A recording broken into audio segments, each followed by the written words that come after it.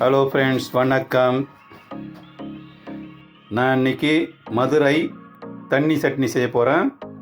அதுக்கு தேவையானது ஒரு முழு வெங்காயம், அரை மூடி தேங்காய் எடுத்துக்கணும், 3 பல் பூண்டு, ஒரு இஞ்சி துண்டு கொஞ்சோண்டு, 3 பச்சை மிளகாய் எடுத்துக்கணும், கொஞ்சோண்டு புளி எடுத்துக்கணும், ஒரு 5 காஞ்ச மிளகா, கொஞ்சம் புதினா கொத்தமல்லி எடுத்துக்கணும்,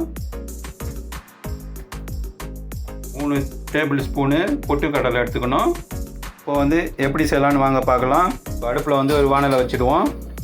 இப்போ கொஞ்சமாக எண்ணெய் ஊற்றிக்கலாம். இந்த அளவு போதும் எண்ணெய். எண்ணெய் காஞ்சிடுத்து இப்போ வெங்காயத்தை வெட்டி வச்சுட்டு போட்டுக்குவோம்.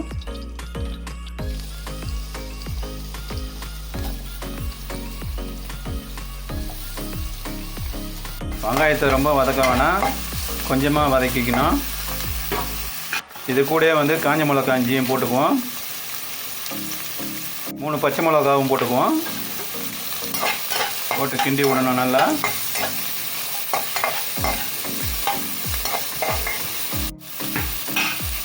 இது கூட புளியை போட்டுக்கணும்.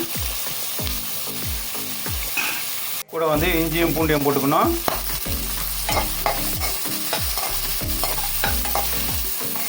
கருவேப்பிலை கொஞ்சம் போட்டுக்கணும். கூட புதினா கொத்தமல்லியும் போட்டுக்கணும். கூட கிண்டி விடணும் நல்லா.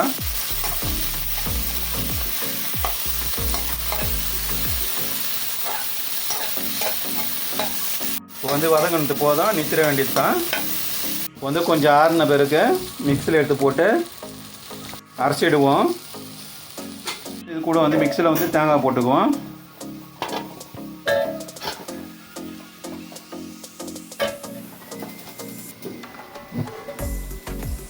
கூடயே பொட்டுக்கடலையும் கொட்டிக்கணும்.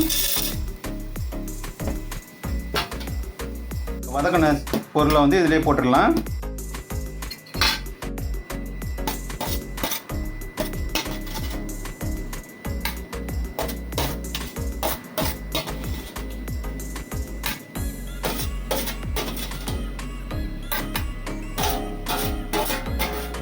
டீஸ்பூன் அளவுக்கு கல் உப்பு, டம்ளர் அளவுக்கு தண்ணி ஊற்றிக்குவோம். இப்போ எல்லாத்தையும் அரைச்சிட்டு எப்படின்னு பார்க்கலாம். சட்னி அரைச்சாச்சு. இப்போ மாற்றிக்க வேண்டியதான் வாளியில் இப்போ போட்டுட்டோம். மிக்சியை கழுவி தண்ணி அதிலே ஊற்றிக்கணும்.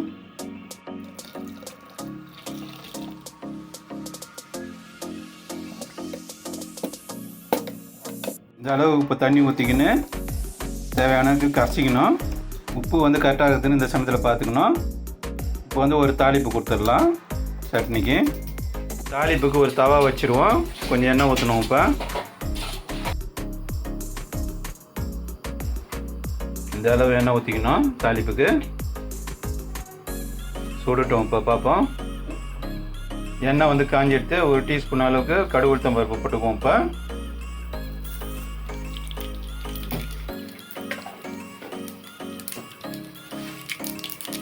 காஞ்ச மிளகாய் கிள்ளி போட்டுக்குவோம். சீரகம் போட்டுக்குவோம். கூட கருவேப்பிலை போட்டுக்குவோம். கூட கொஞ்சம் பெருங்காயம் போட்டுக்கணும். தூள் பெருங்காயம் தாளிச்சாச்சு. இதை எடுத்து சட்னியில் இப்போ ஊற்றிக்கலாம்.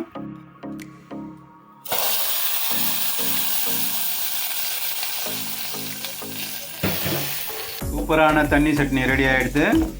இட்லிக்கும் தோசைக்கும் நல்லா சூப்பராக இருக்கும், நல்லா இருக்குங்க. இது நீங்களும் இதேமாரி செஞ்சு பாருங்கள். இப்போ இதுக்கு ஒரு தோசை ஊற்றிக்கலாம். சூப்பராக தோசை மாவு ரெடியாக இருக்குது. இது எப்படி அரைச்சிக்கணுன்னா, 4 டம்ளர் இட்லி அரிசி எடுத்துக்கணும், 1 டம்ளர் உளுந்து இந்த டம்ளரில் கலந்துக்கணும். டம்ளர் உளுந்து, அது கூட கொஞ்சமாக வெந்தயம் கலக்கணும். 1 டீஸ்பூன் அளவு அரிசியும் உளுந்தையும் தனித்தனியாக ஊற வச்சுக்கணும். ஒரு 7 மணி நேரம் ஊற வச்சுக்கணும். அப்புறமா தனித்தனியாக போட்டு அரைச்சிக்கணும். உளுந்தை தனியாக அரைச்சிக்கணும். அடுத்தது அரிசியை போட்டு தனியாக அரைச்சிக்கணும். கிரைண்டரில் தனித்தனியாக அரைச்சி எடுத்துக்கணும் எல்லாத்தையும். ரெண்டுத்தையும் அரைச்சிட்ட பிறகு ரெண்டுத்தையும் ஒன்றா கலந்துக்கணும். உப்பு போட்டு புளிக்க வைக்கணும் ஒரு 8 மணி நேரம். அப்போ தான் நல்லா புளிச்சு வரோங்க. ஏற்கனவே 8 மணி நேரம் மாவை புளிக்க வச்சு எடுத்து வச்சுக்கிறேன். நான் இதை தோசை ஊற்ற போகிறேன். எப்படி ஒரு தோசை ஊற்றலான்னு பார்க்கலாம். இப்போ தோசைக்கல் நல்லா காயணும். அப்போ தான் ஊற்றணும். தோசை மாவு நல்லா வரும். நான் 2 கரண்டி மாவு எடுத்துக்கிறேன் ஊற்றுறதுக்கு.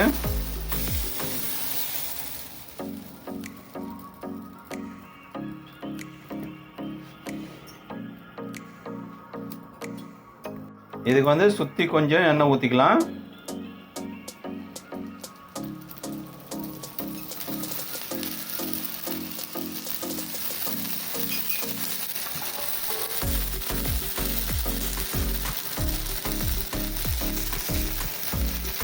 நல்லா 8 மணி நேரம் ஊற வச்சா இந்தமாரி நல்லா பொசு பொசுன்னு வரும் நல்லா தோசை.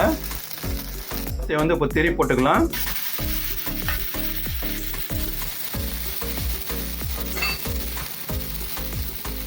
திருப்பி போட்ட உடனே கொஞ்சம் எண்ணெய் விட்டுக்கலாம். அதுதான் நல்லாயிருக்கும்.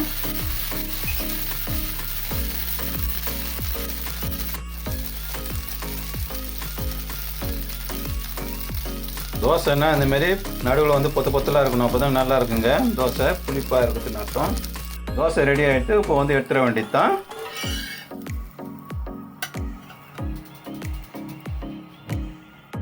இன்னொரு தோசை ஊற்றிக்கலாம்.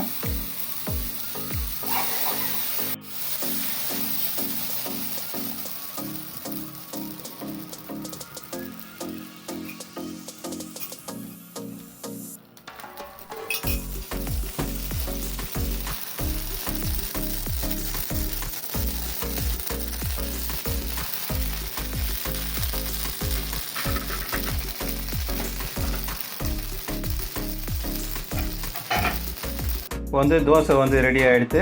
இதுக்கு ஒரு சாம்பாரும் ஒரு தண்ணி சட்னியும் வச்சுக்கிறேன். நீங்களும் இதேமாரி செஞ்சு பார்த்துட்டு எப்படி இருக்குதுன்னு கமெண்ட்டில் சொல்லுங்கள். லைக் பண்ணுங்கள், ஷேர் பண்ணுங்கள், சப்ஸ்கிரைப் பண்ணுங்கள். முக்கியமாக சப்ஸ்கிரைப் பண்ணாதவங்க சப்ஸ்கிரைப் பண்ணுங்கள்.